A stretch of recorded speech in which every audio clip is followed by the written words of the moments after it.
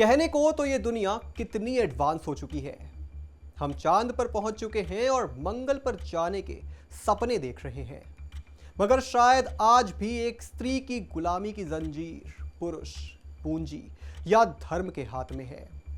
शायद ये भी कहा जा सकता है कि मानव समाज में ताकत के जितने रूप हैं, वो सब या तो स्त्री का शोषण करते हैं या अपने स्वार्थ के लिए उसका इस्तेमाल करते हैं।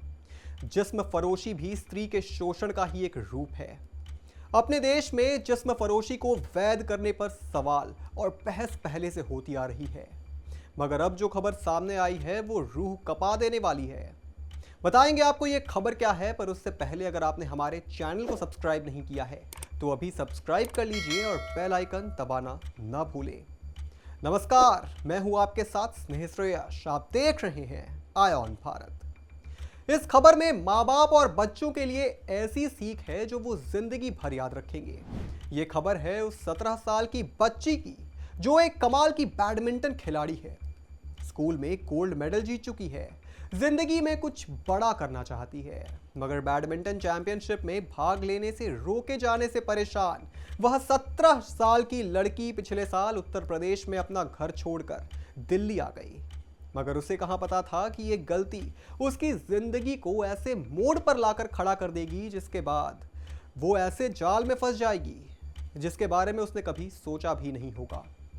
अनजान शहर में रेलवे स्टेशन पर भटक रही वह लड़की एक गिरोह के जाल में फंस गई और सीधा जाकर पहुंच गई शहर के रेड लाइट इलाके में, जिसका नाम है जीबी रोड।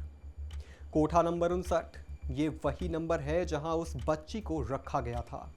घर की लाडली रही उस बच्ची को रोज 8 ग्राहकों के सामने किसी पकवान की तरह परोस दिया जाता था। उसके शरीर की ग्रोथ को तेज करने के लिए उसे हार्मोनल इंजेक्शंस दिए जाते थे। इनके जाली दस्तावेज भी बनाए गए थे। न जाने इस लड़की के साथ क्या होता, मगर उससे पहले पुलिस ने इस लड़की को रेस्क्यू कर लिया। पुलिस ने मौके से एक महिला और 2 लोगों को गिरफ्तार किया है। पुलिस को तो इस मामले की जानकारी तक नहीं थी।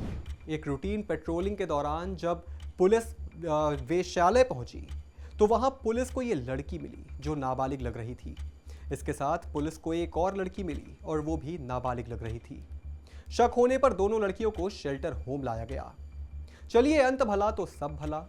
इस लड़की को तो पुलिस ने बचा लिया, मगर उन लड़कियों का क्या जिनके बारे में खबर तक सामने नहीं आती है। आयॉन भारत की रिपोर्ट के अनुसार 2019 से 2021 के बीच 18 साल से अधिक उम्र की 10,61,648 महिलाएं और 18 साल से कम उम्र की 2,51,430 लड़कियां गायब हो गई हैं। कहां गई ये लड़कियां? किसकी जवाबदेही बनती है?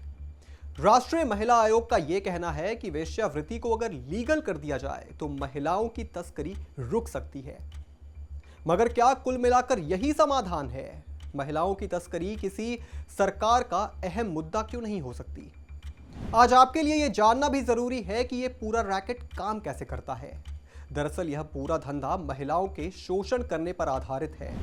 बदनाम बस्तियों में स्थित कोठों के मालिक मालिकिन, दलाल और गिरोह से जुड़े लोगों की मिलीभगत से गरीब तबके की अनपढ़ लड़कियां तस्करी के जरिए लाई जाती हैं और फिर उन्हें इस अमानवीय पेशे में ढकेल दिया जाता है। अब जरा सोचिए कि अगर इस धंधे को लीगलाइज कर दिया जाए तो ये कितना बड़ा हो जाएगा। जर्मनी का उदाहरण ले लीजिए। वहां इस धंधे को लीगल कर दिया गया और देखते ही देखते वहां महिला देह कर्मियों की संख्या दोगुनी हो गई। नीदरलैंड में भी इसे लीगल किया गया, जिसके बाद वहां के हालत इतने खराब हो गए कि वहां की सरकार खुद इस बात को मानती है कि उन्होंने इस कानून को मान्यता देकर एक राष्ट्रीय भूल की है। साल 2004 में केंद्र सरकार के महिला एवं बाल विकास विभाग ने एक सर्वे करवाया था, जिसमें देश की 28 लाख से भी ज्यादा महिलाएं देह व्यापार में संलिप्त पाई गई थी। अब तो ये आंकड़ा 35 लाख से भी पार कर चुका होगा। वहीं हर साल 60,000 से अधिक बच्चियों को घरों से लाकर इस काले धंधे में ढकेल दिया जाता है।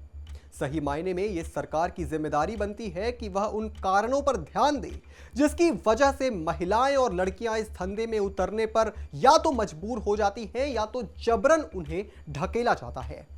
यहां बच्चों के लिए भी एक सीख है। इंटरनेट पर देखकर जिस दुनिया को आप बेहद खूबसूरत मानते हैं, ये दुनिया उतनी खूबसूरत नहीं है। इसलिए अपने माँ बाप की बात माने और सुरक्षित रहें। इस पर आपका क्या कहना है, हमें कमेंट करके जरूर बताएं। और भी तमाम बड़ी खबरों से जुड़े रहने के लिए आप देखते रहें आय ऑन भारत।